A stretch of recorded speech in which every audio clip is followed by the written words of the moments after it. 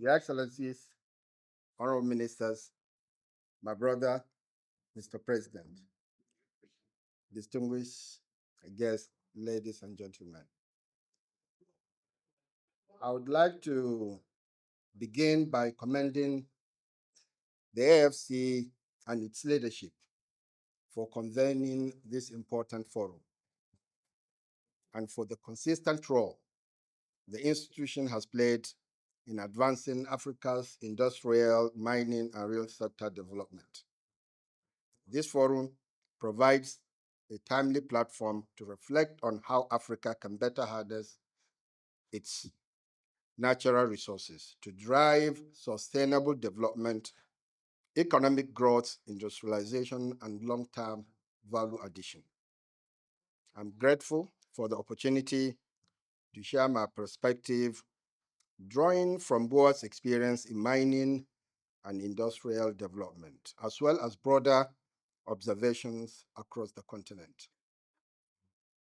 AFC's leadership in this space, reinforced by its recent S&P global rating with a positive outlook, underscores the importance of strong institutions in mobilizing long-term capital and shaping Africa's development trajectory.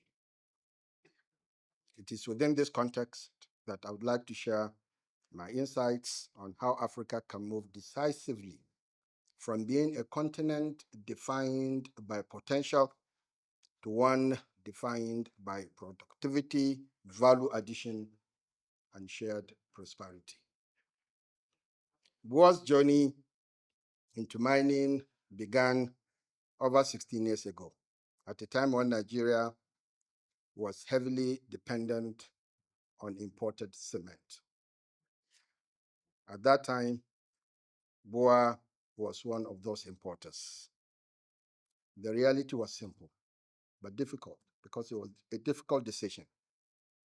We were constantly chasing foreign exchange to import cement, and quite frankly, we were spending more time chasing FX than actually selling cement. It was so difficult to get FX at the time. We were paying in dollars, exposed to foreign exchange volatility, and dealing with supply uncertainties, all for a product that Nigeria had the natural resources to produce locally. This situation prompted a simple question: why should a country endowed with vast indigenous limestone deposits be importing cement? The issue was not the availability of limestone. It was whether there was sufficient conviction to stop importing and start producing locally. Boa, therefore, made a strategic decision to invest in cement production, anchored on Nigeria's abundant limestone resources. It was not an easy decision. Mining and cement production are long-term, capital-intensive ventures requiring patient capital, technical expertise, and policy stability. Today, Boa is mining and processing about 40,000 tons of limestone daily.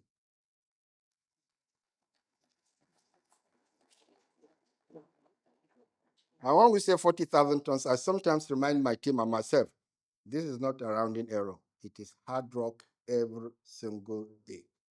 And in the process, producing about 1 million tons of cement every month. As a result, Nigeria has transitioned from being a cement importer to a net exporter, saving the country billions of dollars in foreign exchange annually. This experience demonstrates a core lesson. When Africa processes its own resources, industrial transformation follows. It is important, though, to emphasize that this transformation would not have been possible without the support of DFIs, particularly the Africa Finance Corporation.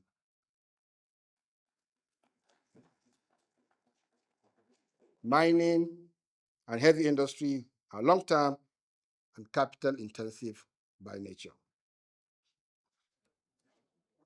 They require financing partners who understand long gestation periods and are willing to deploy patient capital aligned with development outcomes. AFC has played this role effectively. Thank you, Samaila. The institution has supported Boas Cement and other industrial operations with over $400 million. In fact, providing long-term financing that enabled scale, confidence, and sustainability. Let me add, though, that a substantial part of these facilities has already been repaid. Evidence. Evidence that when DFIs support viable, well-structured African industrial projects, the capital is not only developmental, but also bankable and recyclable. My brother Samaila is already chasing me to come and take more money. And we're actually working on some important projects, and I'm confident that when we're ready, you just write a check. Thank you, Mr. President. So this highlights something really important, that when DFIs support the right projects with the right partners, the impact is sustainable and long-lasting. This model of financing is precisely what we need in Africa to unlock its industrial potential. Africa is one of the most resource-rich continents in the world. We all know that. Yet, the majority of its mineral wealth is exported in raw or minimally processed form. Key examples: gold, 65%, 85% actually is exported raw. PGM, platinum group metals, over 70% exported without beneficiation. Cobalt, DRC actually supplies over 70% of the world's cobalt, yet roughly 90% of that is exported raw. Copper, 75% exported as concentrate from Zambia and the DRC. Iron ore, roughly 80% exported raw, while Africa imports steel products. In fact, Nigeria imports or spends almost $3 to $4 billion annually importing steel products. And Nigeria sits on over 40 billion, 4 billion tons of iron ore, yet we import almost all the steel that we need. The same thing with diamonds, 65% exported uncut for fitting downstream value. The result is a structural paradox. Africa exports raw materials and imports finished products, often made from those same resources we exported. So Africa does not lack resources. Africa lacks processing, industrial capacity, and strategic execution at scale. And although I know today's focus is mining, I must also add that the same structural issue is evident in agriculture. For instance, 4 African countries, Cote d'Ivoire, Ghana, Nigeria, Cameroon, produce 75% of the world's cocoa. Yet, the global chocolate industry is valued at over $200 billion, and Africa captures only about 15% of that value. Africa exports cocoa beans and imports finished chocolate, often at prices our farmers could never afford. Just does not make sense. More broadly, Africa possesses about 60% of the world's arable land, yet continues to import billions of dollars worth of food annually. This is why I often observe that when everyone sometimes says that Africa is frequently, it's a continent of immense potential and all of that. And like, if potential were edible, would probably be the most fed people in the world. But we know we're not. So we need to do more. What converts potential into prosperity is deliberate policy, long term capital, and disciplined execution. Therefore, to fully harness Africa's resources, coordinated action is required. DFIs must continue to scale long term financing targeted at local processing and beneficiation, industrial value chains, infrastructure that supports industrial ecosystems. Supporting extraction alone is insufficient. The greatest development impact occurs after extraction when value is added locally. Industrialization does not occur by accident, and if it did, Africa would have industrialized by now.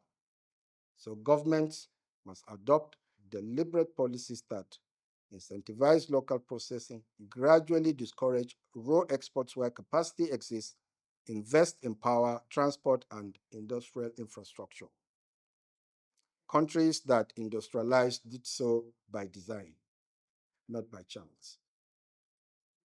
So Africa must intentionally transition from being a supplier of raw materials to being a producer of added goods across mining, cement, cocoa, and food systems. The opportunity in Africa is immense. From limestone to cobalt, from cocoa to arable land, the continent possesses the resources the world needs. What is required is alignment between private enterprise, DFIs such as AFC, and forward-looking governments. Boa's experience demonstrates that when vision is matched with patient capital, probably maybe a brave capital. I've heard that word for the first time, which means risky, right? I think. So when it's matched with that and supportive policy, transformation is achievable. Therefore, the challenge before us is very clear. Africa must move from extraction to transformation, from potential to productivity, and from resource wealth to shared prosperity. Thank you so much.